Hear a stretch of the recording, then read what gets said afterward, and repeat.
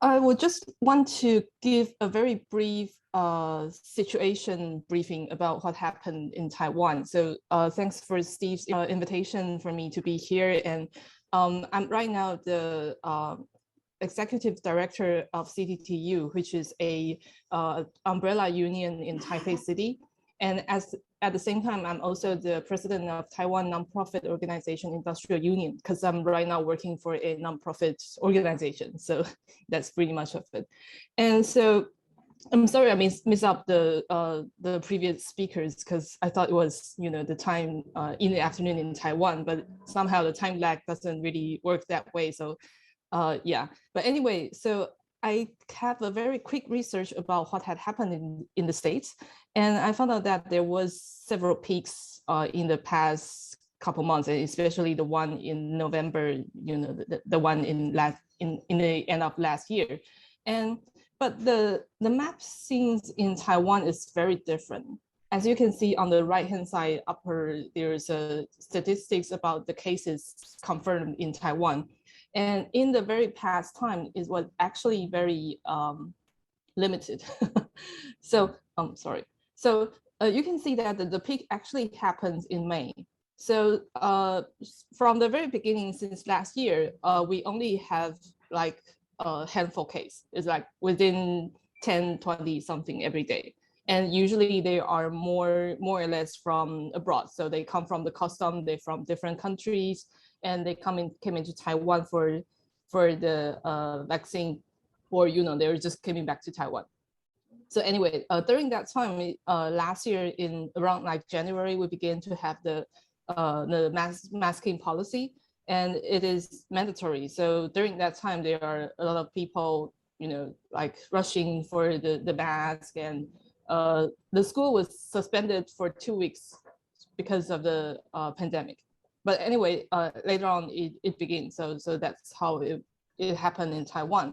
However, our government began to have the border control very early in January. So there were very limited cases from overseas.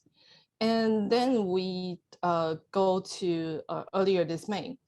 This is actually the peak in Taiwan. So we had a great number of cases in the area in Taipei City. And this area is actually a quite disadvantaged area. So there are a lot of like poor people or people of the working class living in this area, and it happened to become the place where there are the most condensed confirmed cases. So, but the peak was only around like 200 something per day cases. So compared to the States, the number seems like, it's not that much, but well, because of the number of population is very different from Taiwan and America. So that's the difference.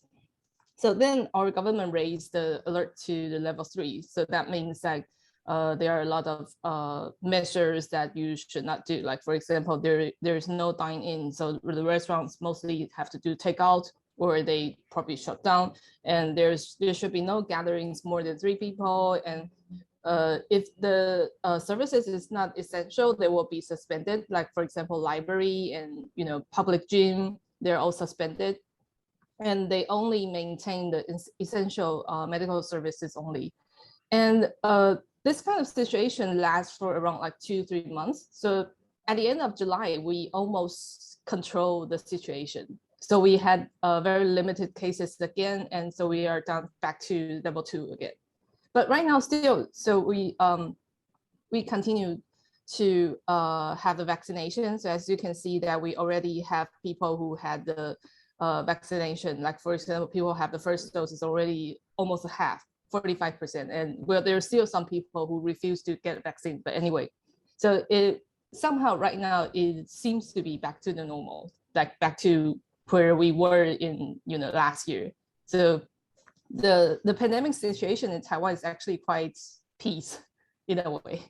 Yeah. And today, because Steve mentioned that you guys want to know more about what had happened in the medical industry, and there was the Taipei City Hospital is also one of the members of CTTU. So we had these quick briefing about what had happened in Taiwan. So the workers in the healthcare industry, actually having a lot of problem, although we already know that since last year there's already the pandemic, and supposedly we should be prepared because we are not that in a very severe situation, and supposedly we have the time to get prepared. However, it seems that the hospital didn't really get to do the planning and the thing. So for the workers in the hospital, the thing is the right to know, and also the privacy of the patient, because some of the workers, or most of the workers, they don't really know that this patient, whether he or she is confirmed cases or not. And if he or she is confirmed, supposedly there should be more like guarding or protection for the workers.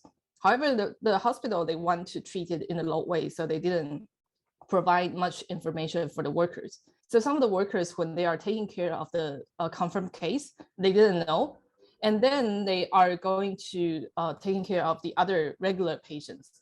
That will actually raise the risk of getting confirmed. So that was one of the problem.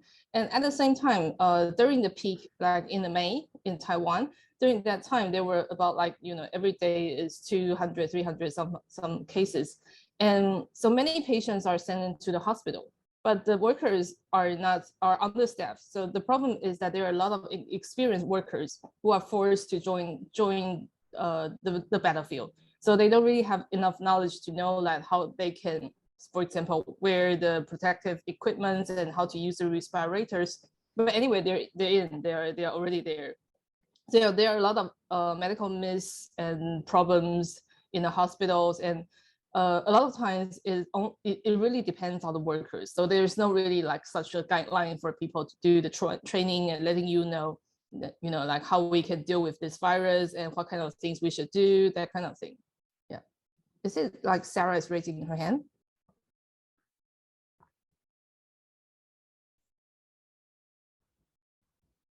Don't stop. I was raising my hand for later. Okay, cool. Good, sorry. Yeah, no worries. So yeah, and so for most of the workers, like for example, especially the nurses, they are confused at the front line because they don't know what they should do, or there's no protocol, there's no guidelines for them to know what they should or they have to do.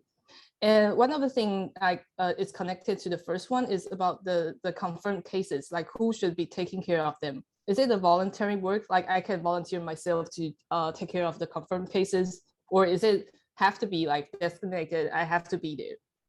So there's a difference between the union stance and from the government. So the government said that it is compulsory. You have to do that. So it's not really like under your choice. You can choose to take care of the patients or not. You have to do that. But for the unions thinks that it should not be compulsory, because this also related to the workers' family. Like if I have a very young kids or an elderly at home, I don't really want to take the risk. So there should be a choice for the workers, but this is still on the debate. So the unions are still struggling with the management about like whether they should be taking care of the confirmed patient. But anyway, but the thing is that the right to know for the workers is very important, because if they know, if they are concerned, they will be more patient. They will be more cautious on taking care of the patient. So that's one of the issues there. And the other thing I want to mention is about the employment in the hospital, because I think it's also similar in the States. Like the janitor or the other workers are usually outsourced, or they are not really regular workers employed under the hospital. And since we had the previous experience of SARS, the pandemic in 2001, we already know that every worker in the hospital is very important. And the reason why is that in 2001, during the SARS, the breakout was actually coming from the janitors. And this is because the policy of the hospital is that we are taking care of our workers. That means only the nurses and the doctors, but not the janitors, because they were outsourced. So the janitors are not under the protection, and then it break out. So from that previous experience, we know that every workers in the hospital is very important. It's not really like you are regular workers or you are outsourced workers. You are all hospital staff, so that's very important. So this time, the unions begin to, at the very first place, they want to improve all the rights for every workers in the hospital. So for example, they fight to the government and also the management, saying that the janitors and other outsourced workers, they should have all same treatment as the staff in the hospital. So vaccination, examination, protection, the compensation if they are a confirmed case, these should all be the same. And during the peak time, around like May, June, July, that time, there were a lot of patients in the hospitals, and it was actually overloaded. So the union stand up and say that we want to reduce the burden of ER, and we don't want too much patients who are not confirmed cases to come in to take the risk. And the government also help. So they help to relocate the patients to other hospitals to reduce the loading of each hospital. And during that time, there are a lot of discrimination against the health workers, because they think, you know, they have higher risk to get sick. So a lot of workers, they cannot go home, and if their families or friends know that she is working in a hospital, they will kind of like distance him or her. So the union figure out that, you know, the workers also need to rest, but if they cannot go home, the thing is, we think that the government should provide temp housing for healthcare workers. So there were several temp housing for nurses and doctors if they cannot go home or if they don't want to go home. So there was the from the union stance, and they fight for this. And other issues is that there were several violence against the workers in the hospital. Like, for example, the patients are being taken away to the designated room, and they attack the nurses or the doctors. And it also happened a lot in the emergency room. So yeah. And since it's really hard to say that, you know, where did you actually get confirmed who you are, so the way is that for the unions, they think all workers working for the healthcare industry, if they are sick, it must be reported as occupational injury. And every report is very important. So the unions even provide suggestions to the government, saying that you should change your protocol about occupational injury, because right now is the emergency under the COVID-19, and you should change it and expand the definition of the occupational injury to all cases, no matter you are the, no matter, you know, whether you actually go home or you take a rest or, you know, whatever. If you get sick and you are a healthcare industry workers, that is a occupational injury. And there are several healthcare unions in Taiwan, and each are actually based on different hospital. And so there were some cooperation between these unions, and they share their experience and also give some of the information and make sure that they have enough power to fight with their management. And one of the things is also about working hours, because during the emergency time, the government had actually raised the limitation for the healthcare workers to the working hours, the limitation of the working hours. So the unions fight back and saying that even though it is under the emergency period of time, we still think that our workers are, you know, we are human, so we also need rest, and the working hours should still be limited.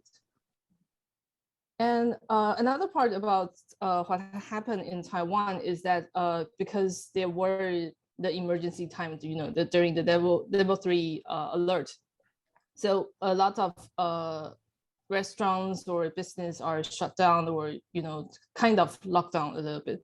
So there were a lot of needs for the delivery, because people buy things online and they order food. So there were Uber Eats and their Food Panda, that kind of delivery services. However, these workers right now in Taiwan, they are still not being classified as regular workers. So they are independent service worker. And this means that they are not under the protection of labor standard law in Taiwan. That happens to be a big problem, because there's no regulation for them to regulate their working hours and their occupational injuries. And one of the very important thing is that they don't really have the protection of the labor insurance. So during the pandemic, we had the delivery union and logistic unions coming out and saying that they want to deal with the problem of their industry right now. So for the National Delivery Union, they actually established this year. And this is because during the pandemic, the company suddenly cut down their pay for each order. And that means their pay cut. And that was under the pandemic. So a lot of the workers in the delivery union say that they are risking to get infected and to deliver the food to the people. But at the same time, the company treat them like this. So they decided that they want to establish a union. And there were a lot of traffic accident issues for the delivery workers, because you know that in Taiwan, we use a lot of motorcycle, and which takes higher risks for the workers to get onto the road. And the other part about is the logistic union. So there are a lot of increasing needs of the online shopping during the lockdown, during the level 3 alert. So there were a lot of orders during that time. And our government, the labor, actually deregulated the protections for the logistics industry, because they think it is very important to make sure that logistics works. So they raised the limitation for the working hours, and also they are having more outsourcing work in the logistic union, in the logistic industry, because there are more and more needs for the online shopping. And the problem is the government is not doing anything. So the logistic union come up and saying that there should be a collective bargaining for the regulation on the working hours, and also on like what kind of job we can do outsourcing, or simply we should not outsource any work. And there were a strike during the level 3 alert, but because of the pandemic, so they don't really get much attention from the society. And so the cases was that the company divided itself into 3 individual separate company to make sure that the workers cannot establish union in each company. Because the union law in Taiwan is that we had to have more than 30 people to establish a union. So if the company is smaller than 30 people, it's really, hard to establish a union. Although you can choose to have an industrial union, that's another case. But so pretty much to say that it is the company that they want to kind of like block the way you can bargaining with me. So that's the thing. And so the workers of that company, they don't want to get divided, and they went on strike. And the whole thing goes to get to become a labor case into the court. However, because of the pandemic, so the court is also not working at all. So the legal process is actually being suspended for a very, very long time. And it didn't really help much for the workers, because they had an urgent need and they need to solve the problem right now. And another thing is that the government actually do a lot of subsidize. They subsidize the companies for like in different industry, and one of the company is their company. So the company get to have the subsidy, and at the same time they can continue to suppress the union. So that's the problem. So there are actually could be a lot of stories around there. So if you want to ask more, or we can exchange some idea later. But the thing is that although Taiwan compared to the States, we are quite under control in a way.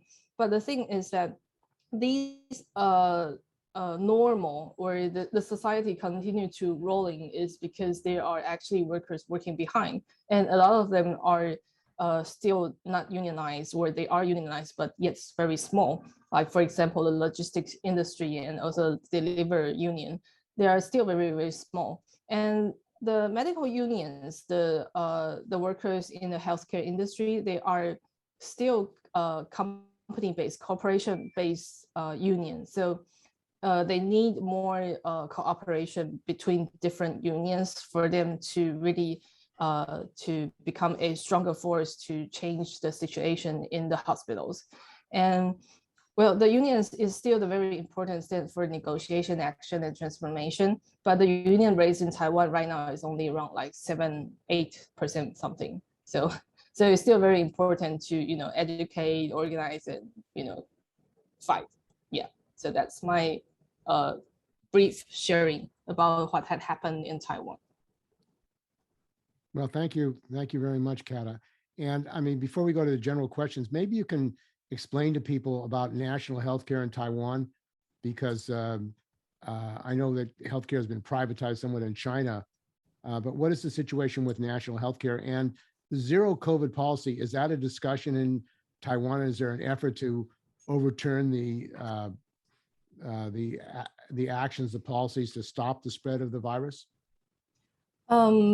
Well, we had a national health insurance in Taiwan, and it pretty much covered all public hospitals and private hospitals at all. So, so in a way, all different hospitals, either they are public or private, they are all under control of the government, because the government can decide that I can whether I will subsidize your expense for all these medical things at all. So our government still had a quite strong control to the hospital workers or the hospital management in a way.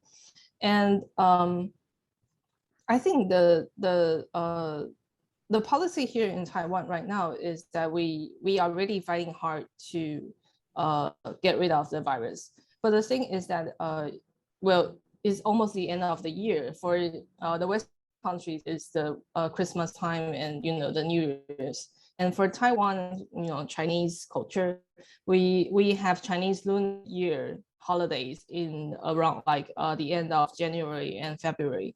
So that would be one of the struggle for us to get control the situation, because there will be a lot of people coming back from overseas, and that will be a huge challenge for us, because compared to other countries, as I briefly talked before, we don't really have that very severe or serious situation compared to the other countries.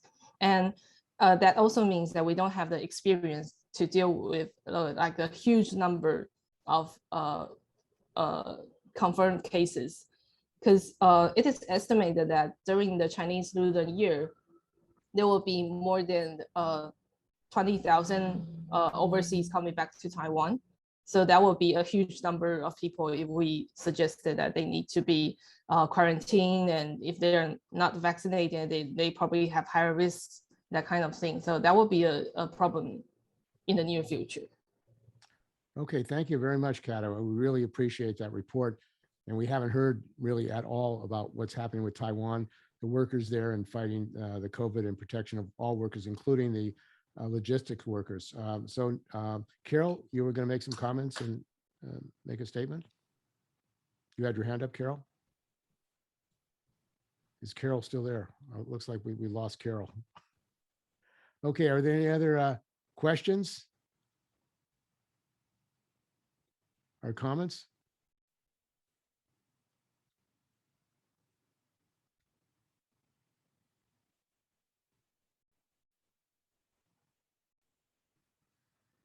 Davey Heller, you still on?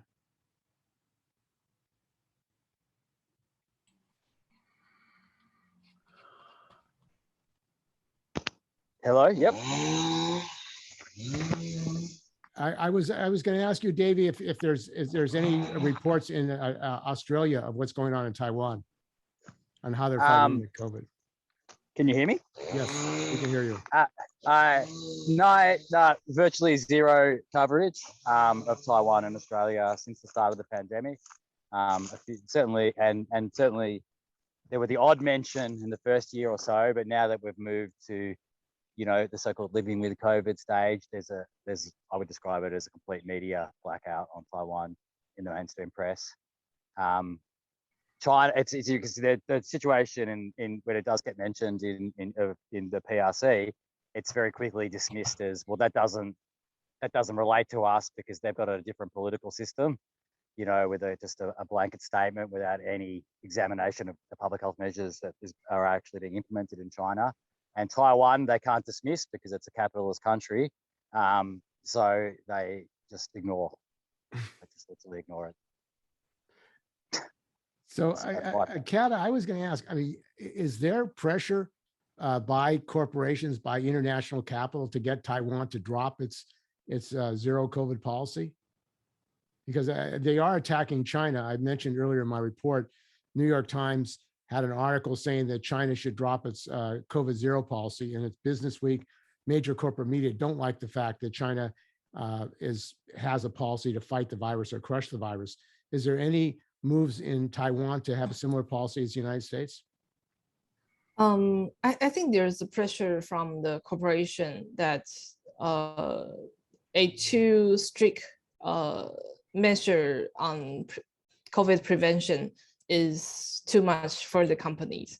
However, I think the situation in Taiwan is quite soothed is because during the time, the really emergency, well, the level 3 alert time, that's only like 2-3 months in Taiwan, the government actually didn't really have a very strong force saying that we are going to lock down or there should be no companies opening up or that kind of very severe situation. So I think the company's pressure is actually more like we want to have it's kind of like deregulated, like in a way that there should be less prevention or measures for the COVID, but it's not really that strong forces. And I think right now the problem in Taiwan is that the service industry is really under a very severe situation because the 2-3 months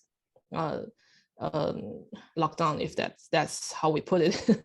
But it's actually not really a lockdown, like compared to the other countries. People can still go out and there's no curfew, and the only thing is that you have to get yourself a mask and make sure you wash your hands regularly, that kind of thing. So it's not really that severe compared to the other country. And I think also the pressure is not that hard compared to the States. But I have to admit that there are still some pressure from the companies that they really want to get back to the normal. So I'm pretty sure that it really depends on later on, like how CDC will announce their policies for the near future about how they want to do the COVID zero thing. So the 23% of the population that haven't been vaccinated, you don't have a mandate that people have to get vaccinated. And at the same time, you've seemed to have crushed most of the virus, even with having 23% of the population that haven't been vaccinated. So can you talk about how that's taken place? Because in the United States, what they're saying is to stop the virus. This is what the corporations, pharma says, get vaccinated. People are afraid of getting vaccinated or don't want to get vaccinated. So the reality is that the right wing is using that to say, this is freedom. You shouldn't have to be vaccinated. But I think the lesson for Taiwan is even with 23% of the people unvaccinated, you've been able to stop the virus from spreading. So maybe you could talk about that. I think that's a very actually is a very cultural thing. Like from the very beginning, as we found out COVID-19 and the international institute suggests that people should get vaccinated. That's one thing, and the other thing is that actually get the mask and washing your hands and getting mask in Chinese culture or East Asian culture is actually a very quite common thing. But for the Westerners, I think getting mask is very different meaning from us. So at the very beginning, since last year, when CDC decided that everyone should have masks, that's actually a very, how to put that, it's a very easy to attain policy because everyone are more than happy to get masks. Like there are even a rush, like huge rush and even a huge fight to grab mask. But I think the context is very different from, in the States or maybe also in Australia. And yeah, so that's the very big difference. Like even if you are on mask on the streets and the other people will remind you like politely or impolitely saying that you have to wear a mask. Like if you didn't have one, I have one, I give it to you. So that's a very different. So even though we don't really have a very high vaccinated rate, but people are more than happy to wear a mask to protect themselves. So that's probably the difference. And for those who really refuse to do the vaccination is because they already saw a lot of cases who are vaccinated and they are killed even or sick after the vaccination. So they are highly concerned about the health issues. And I think it's not, compared to the States, in Taiwan, it's not really that kind of, right wing, left wing struggle. It's more about like everyone is on the same ship, we're on the same stand, and we need to fight against the virus. So I think that's the very different context from what had happened in the States. Catta, as you probably know, in the United States, in other capitalist countries, there's been an attack on public health.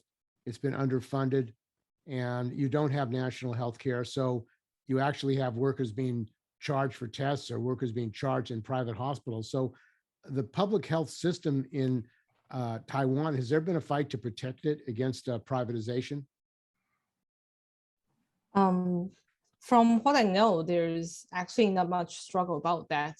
Because I think the system itself, the National Health Insurance, it covers most of the expense from most of the medical services. So it's a huge body of it's a huge insurance body. So most of the people, if they, like, for example, if you catch a cold, if you are sick or you need a surgery, like not so serious regular surgery, it is mostly covered by the National Health Insurance. So I think the struggle might be the workers, the hospital workers, or especially even the management. They want to change how they regulate the National Health Insurance. Like, for example, they would like to deregulate the National Health Insurance, like you pay less from the insurance, so we can privatize the other services, the other medical services.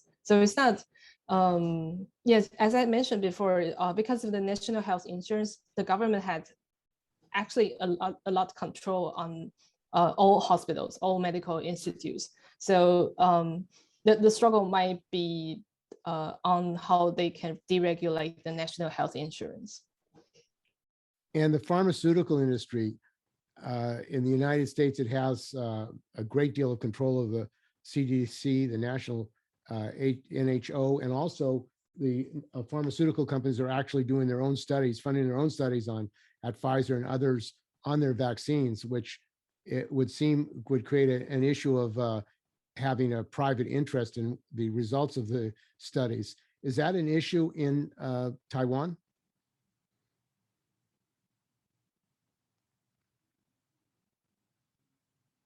Sorry, I didn't get my mic on.